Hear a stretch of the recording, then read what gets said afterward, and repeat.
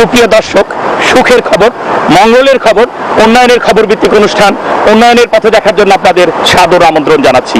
আজ আমি চলে এসেছি ঠাকুরগাঁও জেলার টাঙ্গন নদীতে।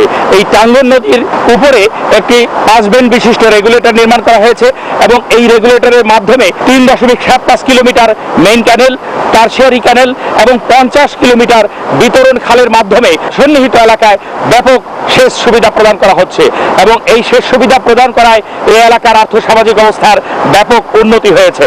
এই এলাকায় একদিকে যেমন আমন ফসল উৎপাদন করা হচ্ছে, তেমনি শুকনো মৌসুমে ফসল উৎপাদন করা হচ্ছে। পাশাপাশি এই সেচ খালে এলাকার মানুষজন সারাদিনই মাছ শিকার করে বেড়াচ্ছে। সুতরাং একদিকে এটা যেমন সেচের মাধ্যমে কৃষিতে সহযোগিতা করছে, তেমনি এই এলাকার মানুষের আমিষের চাহিদাও মেটাচ্ছে এই সেচ খালটি। এই ঠাকুরগাঁয় একসময় 12টি নদী ছিল। আজ সেই ঠাকুরগাঁয় সবেদন নীলমণি এই টাঙ্গন নদীটি। আর কোন নদী এই ঠাকুরগাঁয় নেই বললেই চলে। 11টি নদী এই ঠাকুরগাঁও থেকে মরে গেছে। একটি নদী সুখ নদী, সেটাও মৃত্যুর পথে চলে গিয়েছে। এই এলাকা থেকে নির্বাচিত সংসদ সদস্য রমেশ চন্দ্র সেন পানি সম্পদ মন্ত্রণালয়ের পূর্ণমন্ত্রী ছিলেন। তিনি দীর্ঘদিন অত্যন্ত দাপটের সাথে পানি সম্পদ মন্ত্রণালয় পরিচালনা করেছেন এবং আজও তিনি পানি সম্পদ মন্ত্রণালয়ের সংসদীয় কমিটির সভাপতি। অথচ তার এলাকার নদীগুলোর এই দুর্বিষহ অবস্থা। তিনি চাইলে এলাকায় অনেকগুলো নদী কাটতে পারেন। যে সমস্ত নদী মরে যাচ্ছে, অন্তত তার নিজস্ব ব্যবস্থাপনায় পানি সম্পদ মন্ত্রণালয়কে অনুরোধ করে এখানে অন্তত 2-3টি নদী যদি খনন করা না হয়, তাহলে এই সম্পূর্ণ ঠাকুরগাঁও একদিন মরুভূমিতে পরিণত হবে।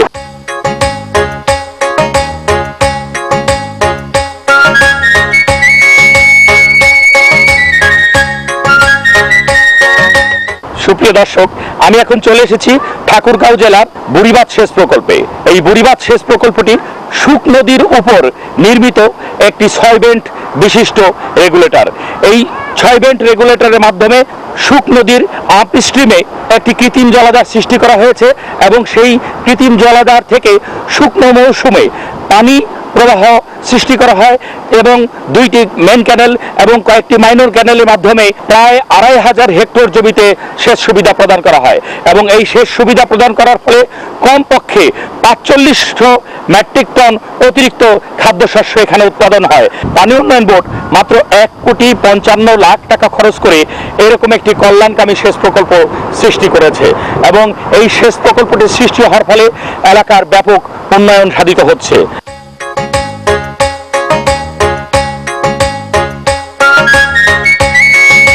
ঠাকুরগাঁয়ের বুড়িবাঁধ সেচ প্রকল্পের পানি ব্যবস্থাপনা নিয়ে আমাদের সাথে কথা বলেছেন ঠাকুরগাঁও পৌর বিভাগের উপবিভাগীয় প্রকৌশলী মোহাম্মদ আব্দুল কুদ্দুস মন্ডল। তিনি আমাদেরকে বলেন, আমি এখন দাঁড়িয়ে আছি এই বুড়িবাঁধ সেচ প্রকল্পের ডান সেচ খাল।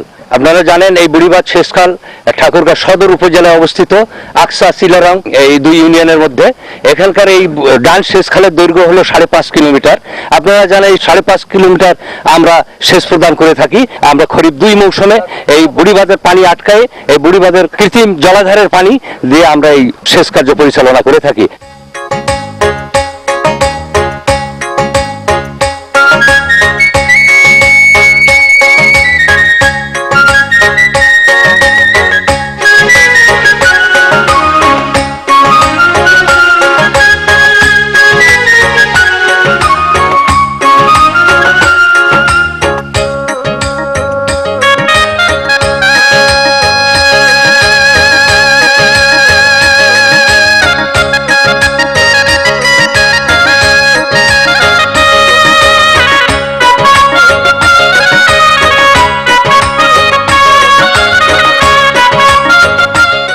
আজ আমি চলে এসেছি পঞ্চগড় জেলার ময়নাগুড়ি পয়েন্টে। এখানে করতোয়া নদীটি প্রবাহমান এবং করতোয়া নদীটি এখানে সীমান্ত নদী। এই করতোয়া নদীটি বাংলাদেশের অংশে প্রচুর ভাঙন সৃষ্টি করছে এবং এই ভাঙন এতটাই প্রবল, এই যে আমার ডান দিকে একটি চ্যানেল চলে গিয়েছিল, সেই চ্যানেলটি সৃষ্টির পর বাংলাদেশের ভূখণ্ড হারানোর উপক্রম হয়েছিল। তারপর সেই চ্যানেলের মুখে ক্লোজার তৈরি করে সেখানে প্রোটেক্টিভ ওয়ার্ক করা হয়েছে। এভাবে বাংলাদেশের জমি এখানে সংহত হয়েছে, কিন্তু এই করতোয়া বরাবর অনেক ভাঙন আছে, সেই ভাঙন রোধ করা দরকার। আর সেই ভাঙন যদি রোধ করতে হয় তাহলে আরো অনেক বেশি স্থায়ী কাজ করা দরকার, আরো বেশি প্রোটেক্টিভ ওয়ার্ক করা দরকার। ইতিমধ্যে ডিপিপি প্রণয়ন করা হয়েছে, ডিপিপি উপস্থাপিত হয়েছে এবং সেগুলো কোনো কোনো ক্ষেত্রে অনুমোদিত হয়েছে, কিন্তু প্রয়োজনীয় অর্থ ছাড়ের অভাবে এই কাজগুলো থেমে আছে। আমরা বারবার বলেছি সীমান্ত নদীগুলোকে সংহত করার জন্য সেখানে জরুরি কাজ করা দরকার, এই কারণে যে সীমান্তের জমিগুলো যখন ভেঙে যায় এবং অপর পারে জমি যখন রিক্লেম হয়, সেই জমি চাষাবাদ করা বাংলাদেশের মানুষের জন্য কঠিন হয়ে পড়ে। একটি স্রোতস্বিনী নদী পার হয়ে বাংলাদেশের মানুষের পক্ষে ভারতের অংশে গিয়ে চাষাবাদ করা অনেক বেশি কঠিন হয়। সে কারণে যাদের মধ্যে দেশপ্রেম আছে, যাদের মধ্যে এই বাংলাদেশ প্রীতি আছে, তাদের সকলেই উচিত সীমান্ত নদীগুলোকে আরো মনিটরিং এর আওতায় আনা। এ কারণে পানি উন্নয়ন বোর্ড একটি মনিটরিং সেল গঠন করতে পারে, একথা আমরা আগেও বলেছি, বহুবার বলবো।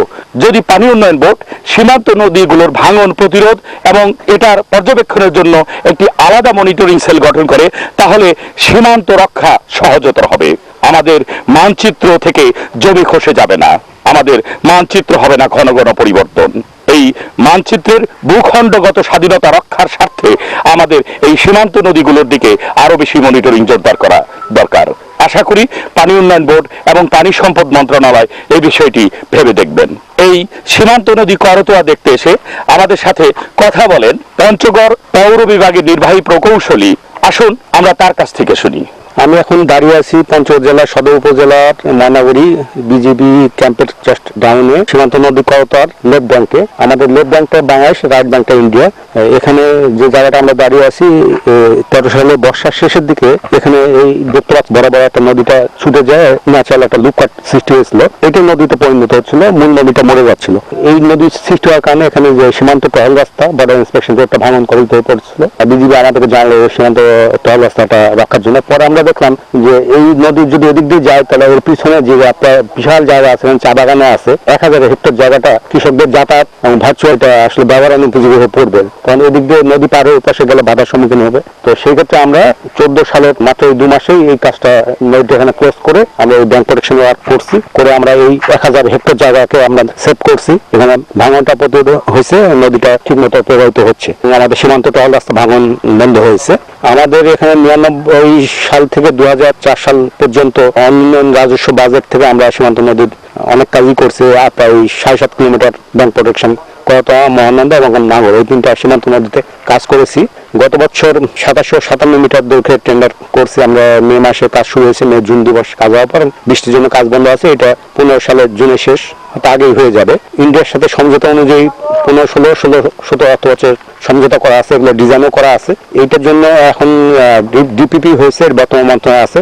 ডিপিপিটা একটু তাড়াতাড়ি অনুমোদন হওয়ার দরকার, না হলে আমরা যদি এটা ডিসেম্বরের মধ্যে টেন্ডার না করতে পারি তাহলে চুক্তি মোতাবেক আমরা কাজটা অগ্রসর হতে পারবো না, আমাদের হাতে সময় আর থাকবে না।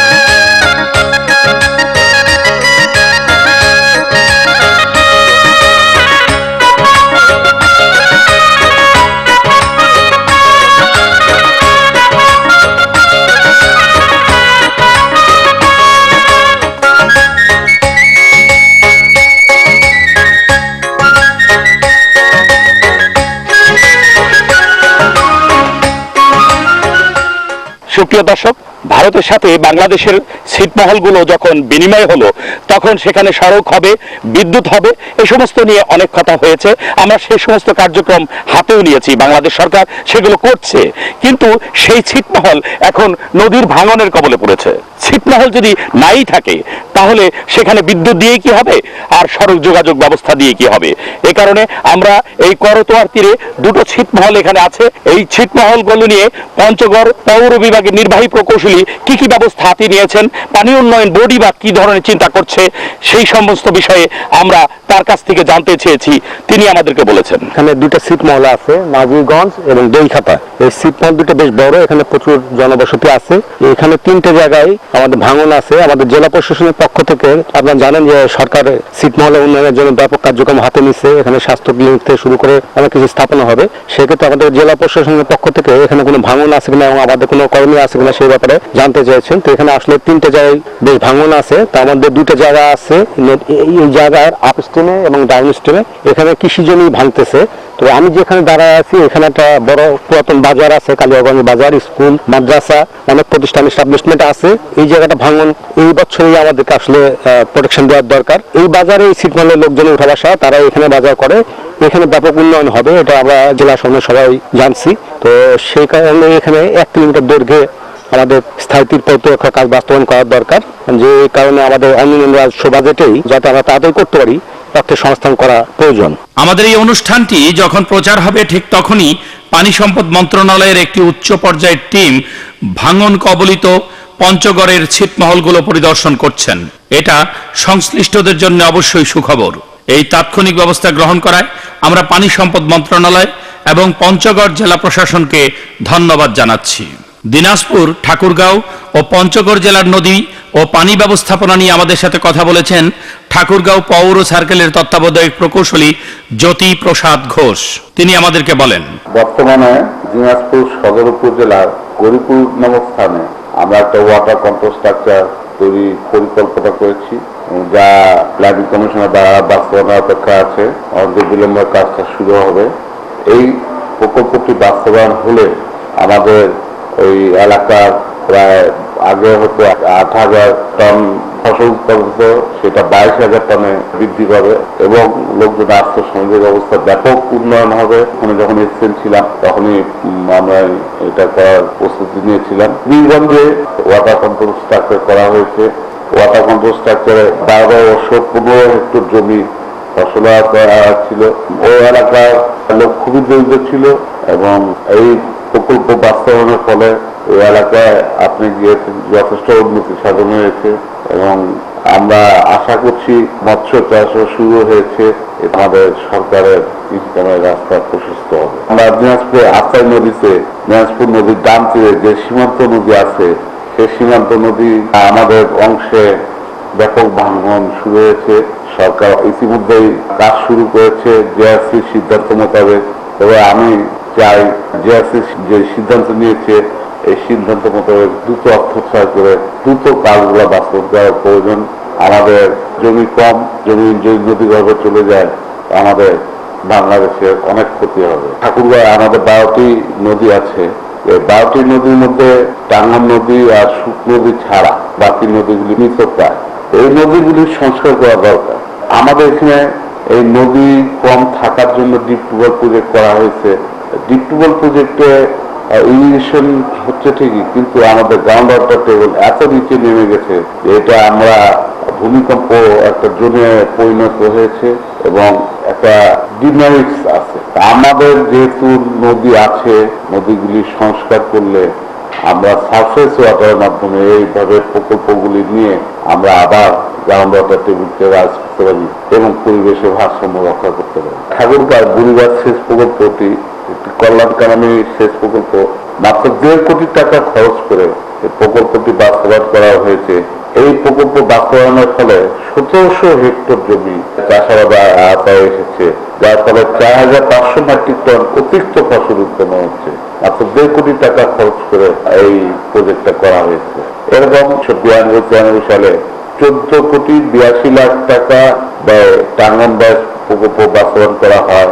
এই প্রকল্প বাস্তবায়নের ফলে 4,450 হেক্টর জমিতে সেচ সুবিধা দেওয়া হচ্ছে। সেই উক্ত এলাকায় মানুষ কাম খেয়ে বেঁচে থাকতো। উক্ত এলাকায় যাওয়া যেত না, ওখানে চোর ডাকাত বোঝাই থাকতো। এলাকা যাওয়ার মতো পরিবেশ ছিল না। এই প্রকল্প শুরু হওয়ার পর ওইখানে এখন মানুষের যে আর্থসামাজিক অবস্থা উন্নতি হয়েছে। 4,450 হেক্টর জমিতে সেচ সুবিধা দেওয়া হচ্ছে, যাতে প্রচুর ফসল আমরা পাচ্ছি ওখান থেকে। এটা গ্রেটার গ্র্যাভিটেশন ফ্লোর মাধ্যমে দেওয়া হচ্ছে সারফেস ওয়াটার দিয়ে। এছাড়া পঞ্চগড় জেলায় কাগজে কলমে আমাদের 25টি নদী আছে, কিন্তু বাস্তবে 5-6টি নদী দৃশ্যমান, বাকিগুলি মৃত পায়। এখন অধিকাংশ নদী পরিপরে ভরাট হয়ে গেছে। এখন এই নদীগুলি যদি আমরা এখন থেকেই না কাটি, নদীগুলি সচল না করি, তাহলে আমাদের সেই ডিপ টিউবওয়েলের উপর ডিপেন্ড করতে হবে এবং আমাদের পরিবেশের ভারসাম্য নষ্ট হবে এবং মানুষের আর্থসামাজিক অবস্থার ব্যাপক ক্ষতি হবে।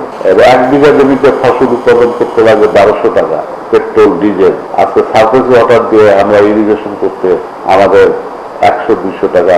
ক্যানেল মেনটেন্সের জন্য আমরা কমিটি এই টাকা খরচ করছে, যেখানে 1200 টাকা আমাদের ডিপ টিউবওয়েলে খরচ করতে হয়, আর সেখানে 150 টাকা 100 টাকা দিয়ে আমরা 1 বিঘা জমিতে চাষ দিতে পারি। সুতরাং এই প্রকল্পগুলি আমাদের করা দরকার। পঞ্চগড়ের সীমান্ত নদীতে মহানন্দা করদা আন্তঃ সীমান্ত বরাবর ডান তীরে অর্থাৎ বাংলাদেশের ব্যাপক ভাঙন সৃষ্টি হয়। জেআরসির সিদ্ধান্ত মোতাবেক কিছু প্রতিকার কাজ করা হয়েছে, কিছু প্রতিকার চলমান আছে। সিদ্ধান্ত মোতাবেক যতটুকু আমাদের করার প্রস্তুতি নেওয়া হয়েছে তা দ্রুত করা প্রয়োজন।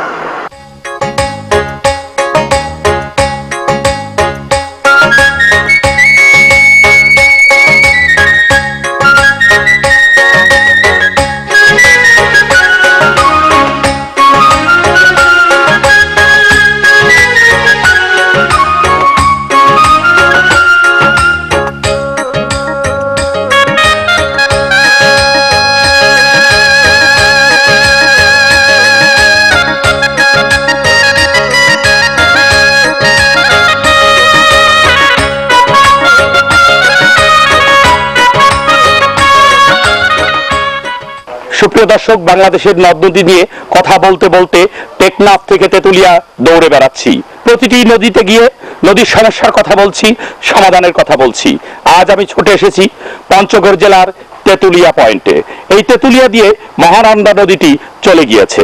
সবচেয়ে মজার ব্যাপার, পানির আরেক নাম যে জীবন, সে কথা আমরা না বুঝলেও ভারত কিন্তু ঠিকই বুঝে। ভারত এই মহানন্দা নদীর আপ স্ট্রিমে একটি ব্যারেজ করেছে এবং ডাউন স্ট্রিমে ওই যে দেখুন সুন্দর একটি অবকাঠামো নির্মাণ করেছে। তারা নিচ দিয়ে এই মহানন্দা নদীর পানির প্রবাহ রাখছে, আবার উপর দিয়েও একটি অ্যাকুইডাক্ট নির্মাণ করেছে, যা দিয়ে তারা একটি পাইপের মাধ্যমে, একটি স্ট্রাকচারের মাধ্যমে পানির প্রবাহ চালিয়ে দিচ্ছে। এভাবে তারা পানিকে সর্বোচ্চ সদ্ব্যবহার করতে, পানি ব্যবস্থাপনাকে সঠিক জায়গায় পৌঁছে দিতে যতটুকু করা দরকার ততটুকুই করছে।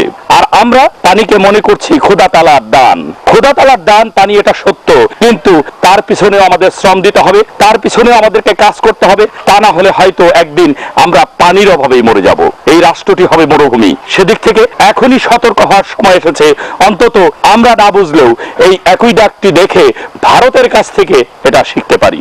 আশা করি সংশ্লিষ্ট সকলের এই ব্যাপারে নজর কাড়বে।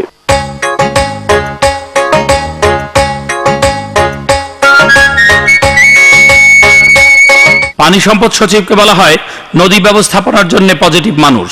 নদীগুলোর উন্নত ব্যবস্থাপনার প্রয়োজনে প্রকৌশলীদের কথা শুনে তার সমাধানে তিনি বরাবরই আন্তরিক। পানি উন্নয়ন বোর্ডের ঠাকুরগাঁও পৌর সার্কেলের নদী ব্যবস্থাপনা নিয়ে তিনি আমাদের সাথে কথা বলেন। তিনি বলেন, দিনাজপুর আমাদের অত্যন্ত গুরুত্বপূর্ণ জেলা।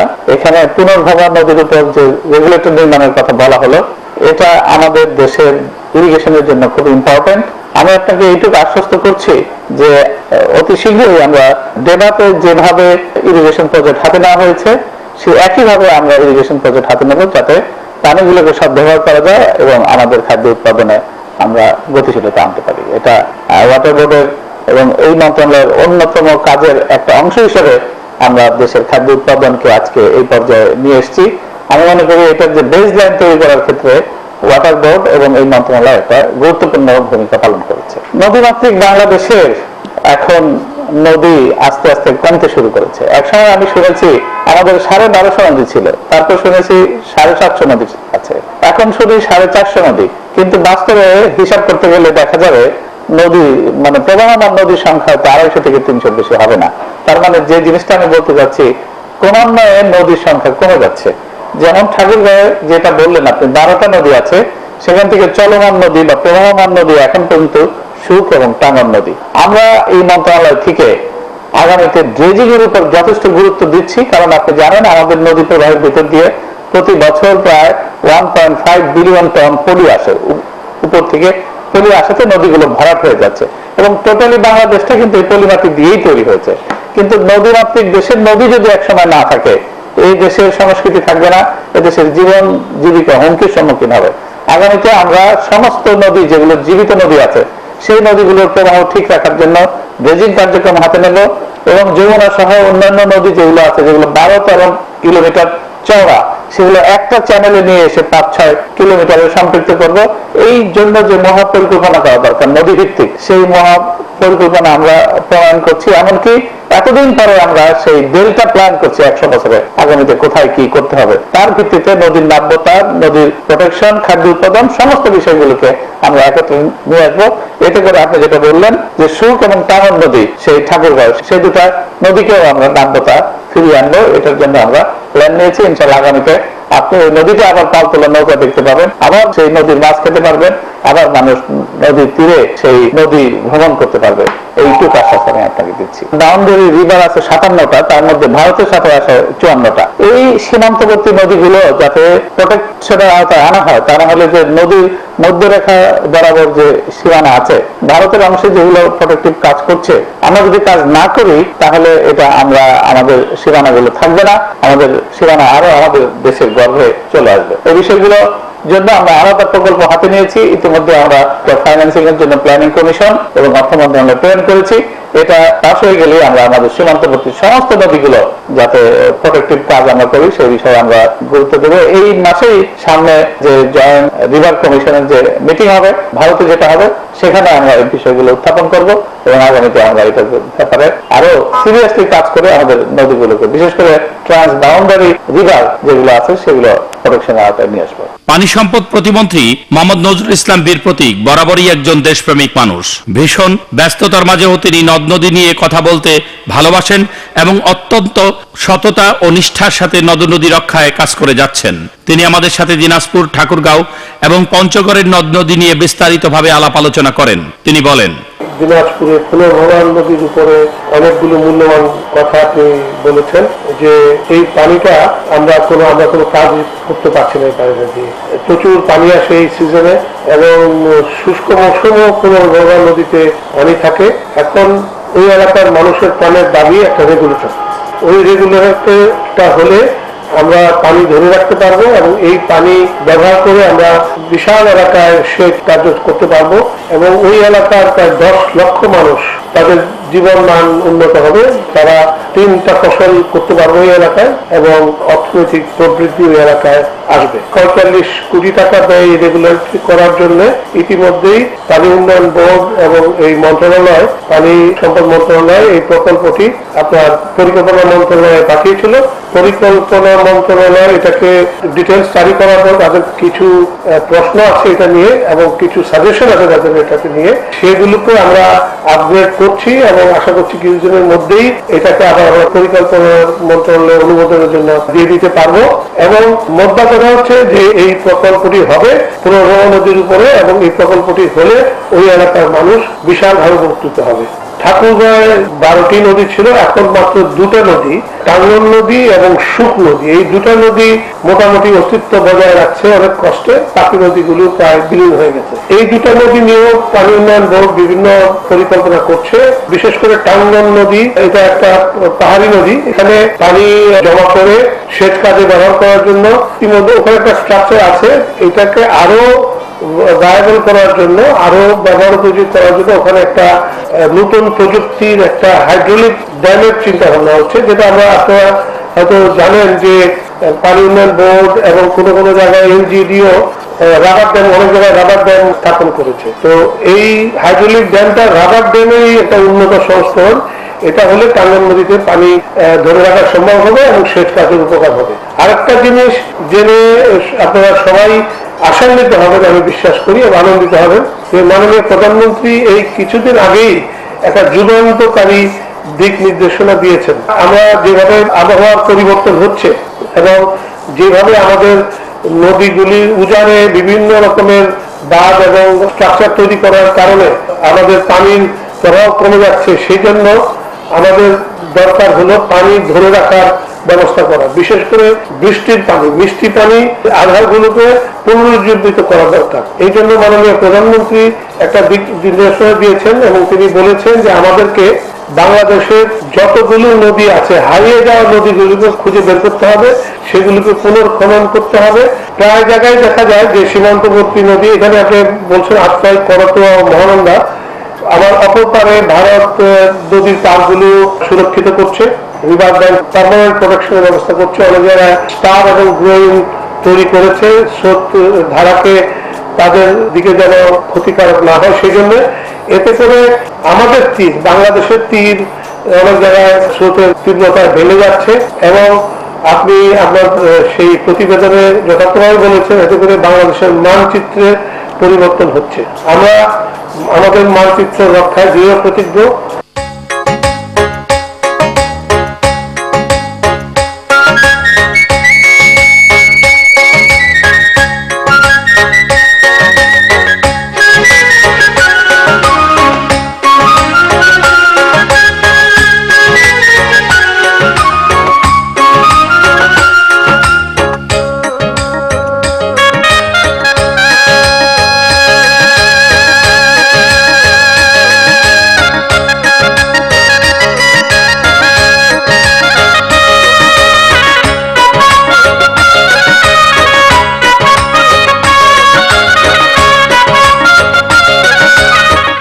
সুপ্রিয় দর্শক, আমি এখন মহানন্দা নদীর বাংলাবান্ধা পয়েন্টে। এই যে আমার পিছনে যে বাঁশের ঝোপ দেখতে পাচ্ছেন, এই যে জঙ্গল দেখতে পাচ্ছেন, এটাও ভারত। এবং এই যে নদীর ওই পারে যে সীমানা পিলার গুলো দেখতে পাচ্ছেন, এই যে কাঁটা তারের বেড়া দেখতে পাচ্ছেন, এটাও ভারত। এই যে মহানন্দা নদীটি, এই নদীটির এখান থেকে মাত্র 100 গজ আপ স্ট্রিমে ওই যে সাদা ধবধবে একটি ব্যারেজ দেখতে পাচ্ছেন, এই ব্যারেজ দিয়ে এই মহানন্দা নদীর পানি আটকে দেওয়া হয়েছে। ভারতের সাথে বাংলাদেশের যতগুলো অভিন্ন নদী রয়েছে, অধিকাংশ নদীতেই তারা ব্যারেজ নির্মাণ করেছে, বাঁধ দিয়েছে, এভাবে তারা পানি প্রত্যাহার করে নিচ্ছে। এই যে ব্যারেজটি, এই ব্যারেজটি দিয়ে তারা পানি প্রত্যাহার করে তেঁতুলিয়ার ডাউন স্ট্রিমে সাতটিয়া নামক স্থানে একটি অ্যাকুইডাক্ট নির্মাণ করে সেই পানি অ্যাকুইডাক্ট দিয়ে প্রবাহ সৃষ্টি করা হয়েছে। এইভাবে তারা উত্তম পানি ব্যবস্থাপনার মাধ্যমে নিজেরা লাভবান হচ্ছে, বঞ্চিত করছে আমাদেরকে। আমরা বারবার বঞ্চিত হচ্ছি। আমরা জানি বাংলাদেশের বর্তমান সরকারের সাথে ভারতের বন্ধুপ্রতিম সম্পর্ক রয়েছে এবং উভয় দেশ এখন সর্বোত্তম সুন্দর অবস্থানে সহাবস্থান করছে। কিন্তু এই সময়ে অন্তত আমাদের কূটনৈতিক তৎপরতাকে আরো বৃদ্ধি করে আমাদের সীমান্ত নদীগুলোকে আরো সমন্বয় করা উচিত, আরো বেশি সংহত করা উচিত। জেআরসির মাধ্যমে সমঝোতা করে সীমান্ত নদীতে বেশ কয়েকটি প্রোটেক্টিভ ওয়ার্কের ডিপিপি প্রণয়ন করা হয়েছে। এই প্রণীত ডিপিপি গুলো যাতে তাড়াতাড়ি বাস্তবায়ন করা যায় এবং তাড়াতাড়ি বাস্তবায়ন করে এই সীমান্ত নদীগুলোকে যাতে সংহত করা যায় এবং সীমান্ত নদীগুলোকে আরো কি কি ব্যবস্থাপনার আওতায় আনা যায় তা ভেবে দেখার সময় এসেছে। আমরা বিশ্বাস করি পানি উন্নয়ন বোর্ড এই মহানন্দা নদী, তেঁতুলিয়া নদী, নাগরা নদী, করতোয়া নদী সহ পঞ্চগড় সহ সারা বাংলাদেশের যত সীমান্ত নদী আছে সমস্ত সীমান্ত নদীগুলোতে আরো অধিকতর চিন্তা ভাবনা করবেন। এবং আমরা বারবার প্রস্তাব করেছি যে এই সীমান্ত নদীগুলোতে আরো মনিটরিং জোরদার করা দরকার। পানি উন্নয়ন বোর্ড এই মনিটরিং ব্যবস্থা যত জোরদার করবে এবং সময় মতো যত কাজ করবে, ততই বাংলাদেশের মানচিত্রের জমি রক্ষা পাবে। আশা করি এ ব্যাপারে সংশ্লিষ্ট কর্তৃপক্ষ কোনো কার্পণ্য করবেন না। প্রয়োজনে দ্বিগুণ উৎসাহে এই সমস্ত জায়গায় অর্থ ছাড় করে দেশের জমি রক্ষা করবে, নদীর গতিপথ রক্ষা করবে এবং এদেশের ভূখণ্ডগত সার্বভৌমত্বকে আরো দৃঢ় করবে, এই আশাবাদ ব্যক্ত করে আজকের মতো এখানে শেষ করছি। আল্লাহ হাফেজ।